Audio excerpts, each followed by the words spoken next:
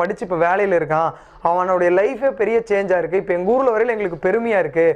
என் பையனை இப்படியெல்லாம் இவன் வேலை செய்ய மாட்டான் அந்த மாதிரின்னு சொல்லிட்டு இருந்த இடத்துல என் பையனை வந்து ஒரு நல்லா இருக்கான்னு அந்த அம்மா பேசி அந்த ஒரு அந்த ஒரு ஒரு அந்த அவங்க கண்ணில் வந்து அந்த ஒரு ஆனந்த கண்ணீர் எனக்கு என்ன பில்டு பண்ண வச்சுதுன்னா, ஓகே, அதாவது வந்து மற்ற இடத்துல வந்து ஒரு கட் ஆஃப் டேட் ஆகிட்டு இருக்கு, நம்ம வந்து ஒரு லாங் டேர்ம் ஜேர்னி கொடுத்ததுனால மக்கள் வந்து இதை விரும்புகிறாங்க.